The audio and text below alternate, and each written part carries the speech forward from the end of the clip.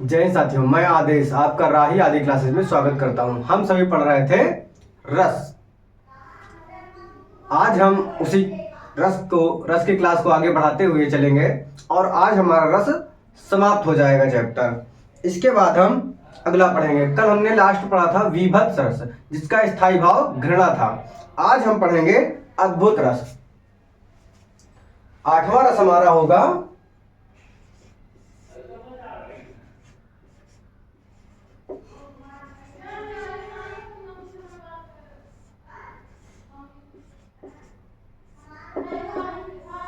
अद्भुत रस होगा। इसका स्थायी भाव जो होता है वह होता है विस्मय, यानी आश्चर्यजनक। तो विस्मय नामक स्थायी भाव, विभाव, अनुभाव और संचारी भाव के संयोग से जिस रस की उत्पत्ति होती है वह होता है अद्भुत रस। इसकी परिभाषा को अब हम लिख लेते हैं, देख लेते हैं कि विस्मय नामक स्थायी भाव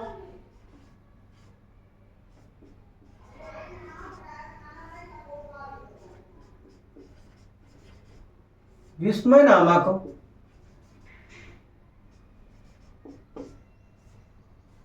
स्थायी भाव, अनुभाव,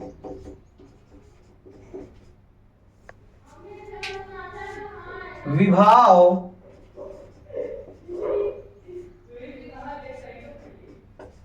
और संचारी भाव के संयोग से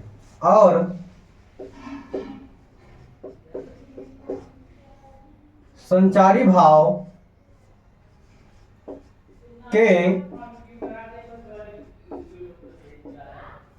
संयोग से अद्भुत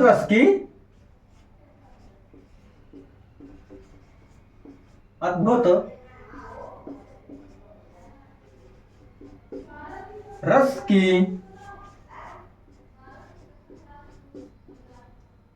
उत्पत्ति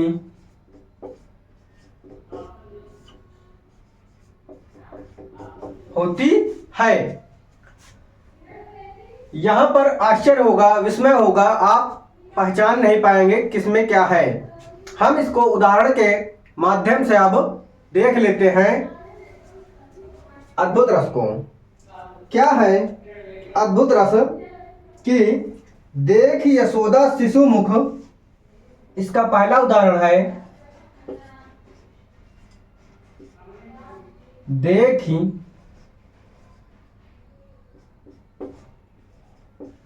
यशोदा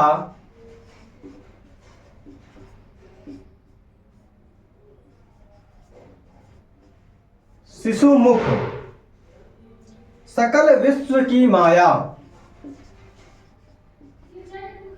सकल विश्व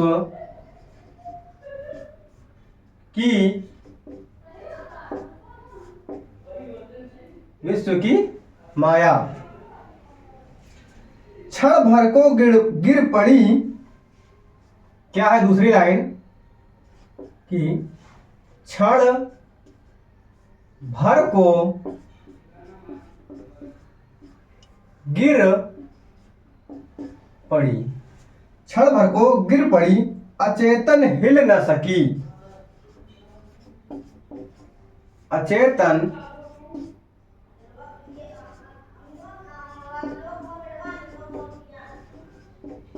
हिल न सकी, कोमल काया,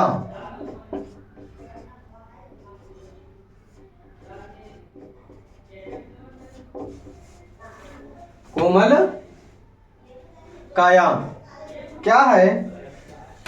क्या बताया गया है कि यशोदा देख यशोदा शिशु मुख, सकल विश्व की माया, कि जो यशोदा है वह शिशु की सकल विश्व की माया, यानी जब श्री कृष्ण छोटे होते हैं तो उनके मुख में देखती है कि पूरा विश्व जो है वह विश्व सहित समाया हुआ है उनके मुख के अंदर।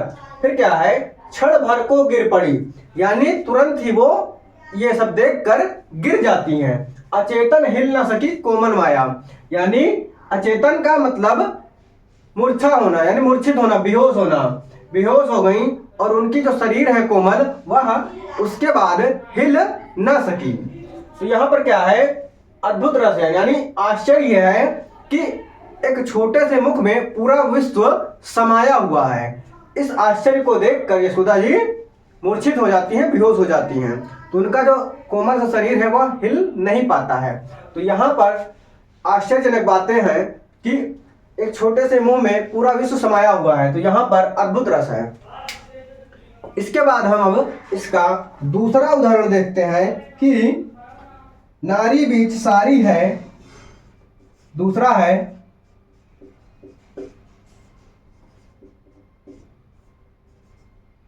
नारी बीच सारी है कि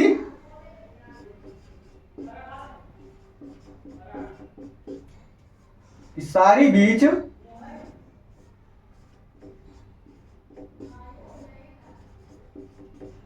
नारी है। उसके बाद दूसरी लाइन है नारी ही की सारी है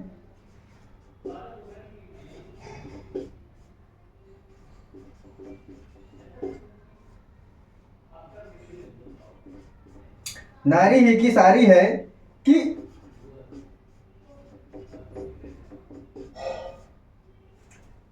सारी ही की नारी है।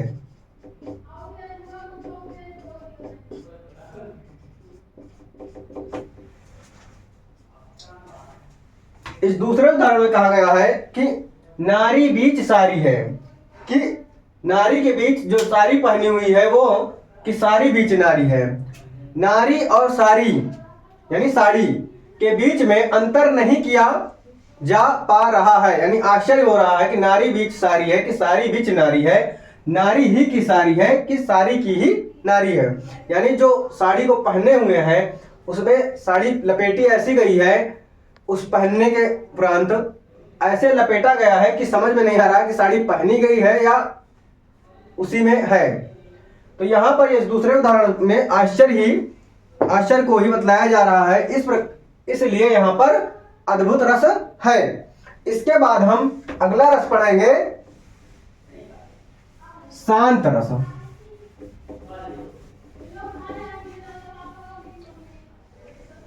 अद्भुत रस में हम जिन उदाहरणों को पढ़ेंगे जब किसी पेपर में आएगा तो वहां पर हम उदाहरण को पढ़ने के बाद आश्चर्यजनक हो हम किस दो चीजों में मतभेद करें, हमें आश्चर्य जैसा अनुभूत हो, तो वहां पर अद्भुत रस होगा।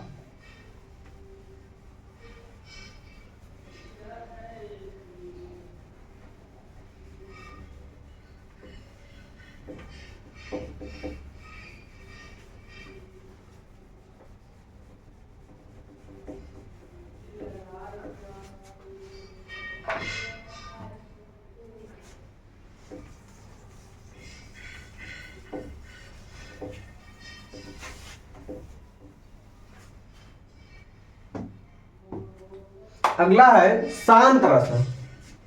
कौन सा? 9वां रस पढ़ेंगे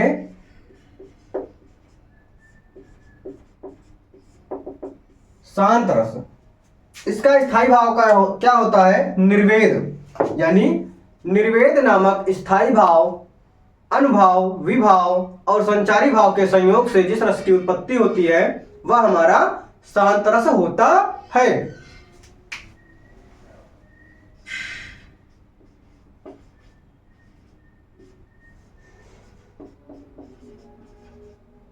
निर्वेद नामक स्थायी भाव, विभाव, अनुभाव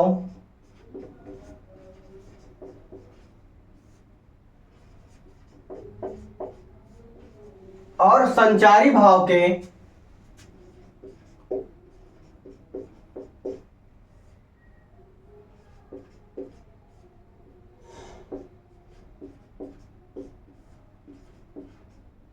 संचारी भाव से जिस रस की उत्पत्ति हो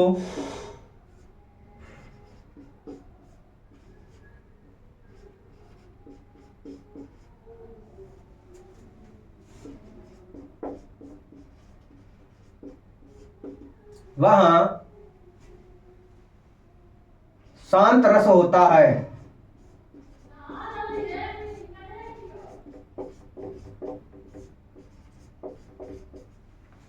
विभाव अनुभाव संचारी भाव के संयोग से जिस रस की उत्पत्ति होती है वहां शांत रस होता है। इसका जो उदाहरण होगा वह हम उसका पहला उदाहरण देखते हैं कि माली आवत देख कर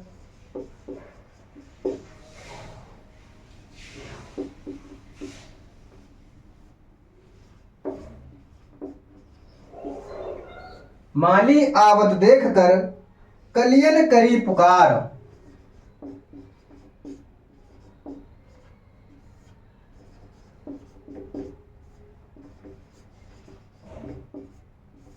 कलियन करी पुकार। फूले फूले चुन लियो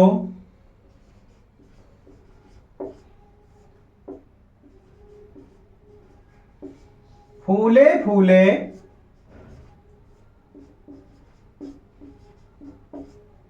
चुन लियो काल हमारी या कल हमारी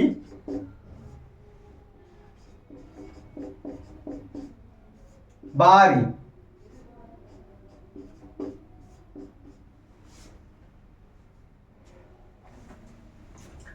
कल हमारी बारी।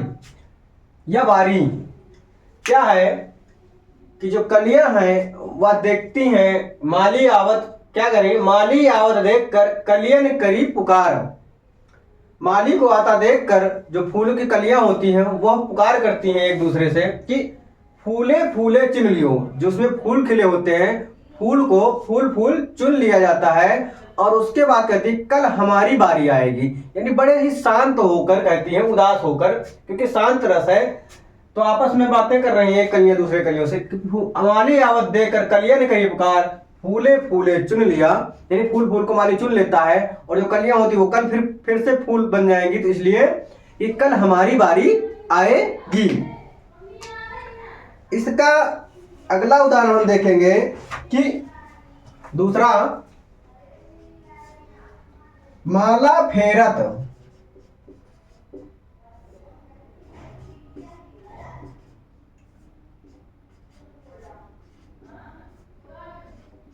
माला फेरत जुग गया गया न मन का फेर। गया न मन का फेर कर का मन का डारी।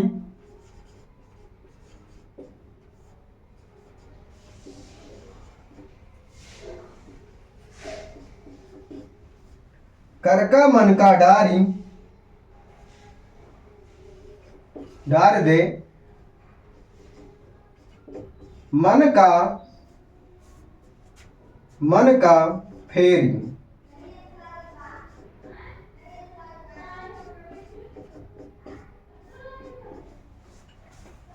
यहां पर क्या कहा गया है कि माला फेरत फेरत जुग बीत गया, लेकिन जो मन के अंदर है वह मन जो भी बैठा हुआ है उस मन का फेर नहीं गया है।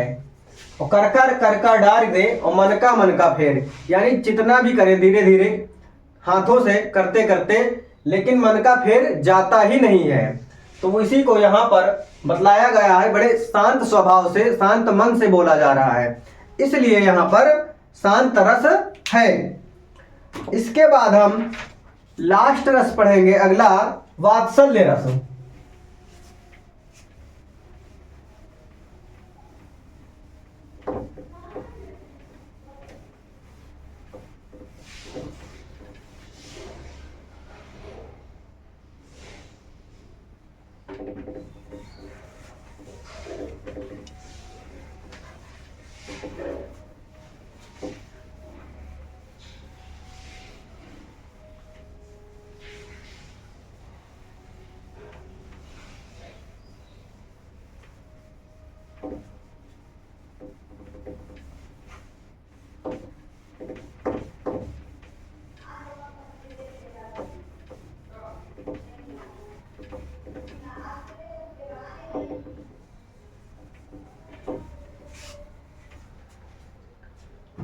अगला कौन सा पढ़ेंगे?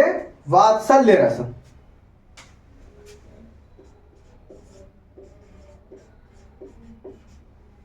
वात्सल्य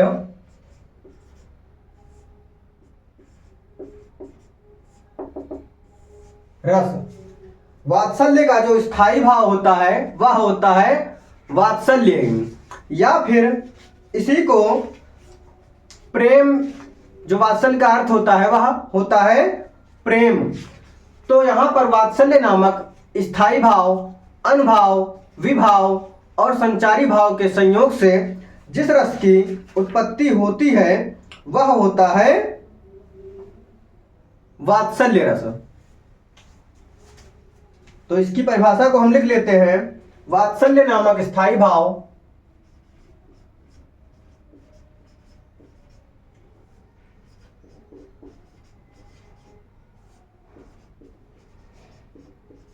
वात्सल्य नामक स्थायी भाव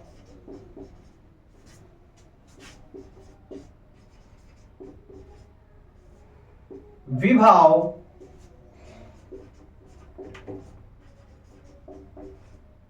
अनुभाव और संचारी भाव और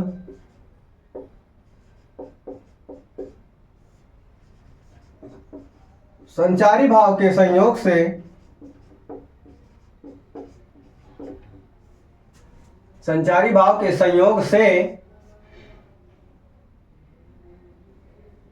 वात्सल्य रस की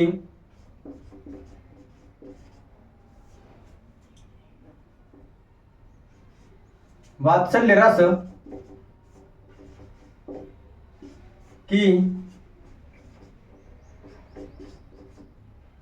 उत्पत्ति होती है।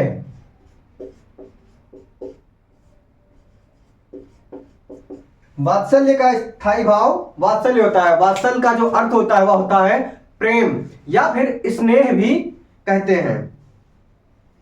तो इसका हम अब उदाहरण के माध्यम से देख लेते हैं कि क्या कह रहा है। इसका अगला उदाहरण है कि मैं तो, पहला है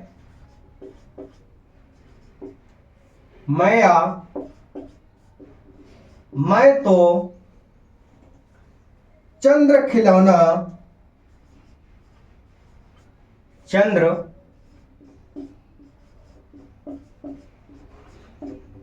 खिलौना लइहों जपत लोट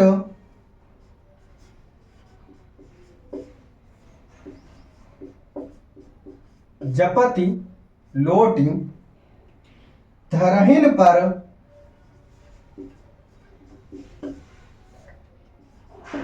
धरनी पर अबही।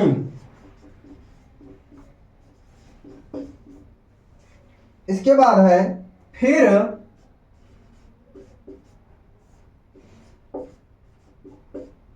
तेरी गोद न आई हो।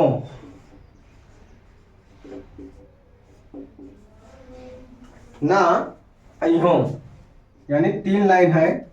क्या कहा गया है कि मैया मैं तो चंद्र खिलौना ले हो, यानी चांद को वो खिलौना समझकर मांग रहा है कि मैया मैं तो चांद के जैसा या चांद को खिलौना समझकर बोल रहा हूं, चांद खिलौना चाहिए, चांद जैसा खिलौना चाहिए। जपत यानी इस चीज को बार बार जपते जपते, लोट मतलब लोट जाएगा धरती पर, लेट जाएगा, धरनी मतलब धरती, लोट जाएगा धरती पर अबही यानी तुरंत ही। फिर क्या कह रहा है कि तेरी फिर तेरी गोद ना आई हो, यानी माता जितनी, फिर उसके बाद बुलाएगी चाहे जितना, माता के गोद में नहीं जाएगा वह छोटा सा बच्चा। जो छोटा सा बच्चा है और माता है, इन दोनों के बीच स्नेह का भाव है, यानी प्रेम का भाव दर्शाया गया है। इसके बाद अब हम दूसरा लेते हैं उदाहरण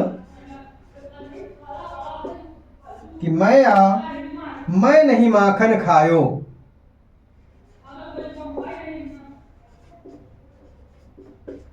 मैं नहीं माखन खायो। मैया मैं नहीं माखन खायो, गैयन के पीछे, अगली लाइन यहां से लिखते हैं,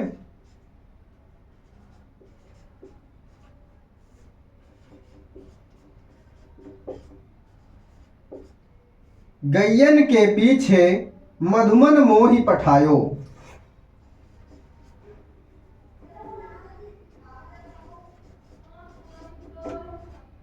मधुमन मधुबन मोहि पठायो। फिर अगली लाइन लिखते हैं कि ग्वाल बाल सब बैर पड़े हैं, ग्वाल बाल सब बैर पड़े हैं,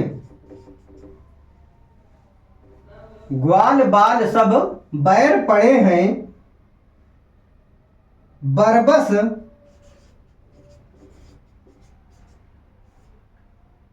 बरबस मुख लपटायो।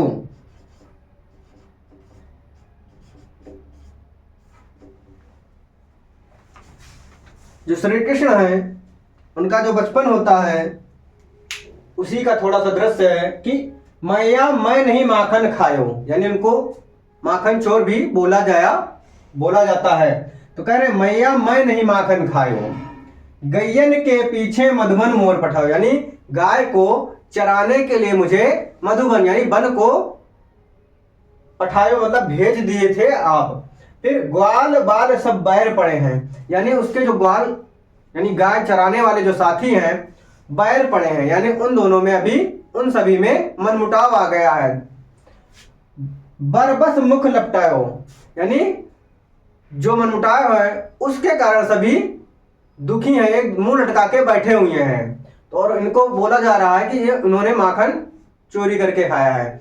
तो यहाँ पर वात्सल्य रस है, यानी माता और शिशु के बीच स्नेह प्यार को दर्शाया गया है, उसी चीजों को यहाँ पर बताया गया है वात्सल्य रस में। आज हमारा रस का चैप्टर होता है समाप्त। इस क्लास को लंबी ना करते हुए बस थोड़ा सा ही आप सभी इस क्लास को लाइक कीजिए, शेयर कीजिए और अपने सभी साथियों को बोलें कि सब्सक्राइब करें चैनल, ताकि अपना जो राही आदि क्लास परिवार है यह धीरे धीरे बढ़ता रहे। बाकी मुझसे जो हो पाता है मैं अपना 100% देने का प्रयास करता हूं। आज की क्लास को यहीं पर समाप्त करते हैं। धन्यवाद।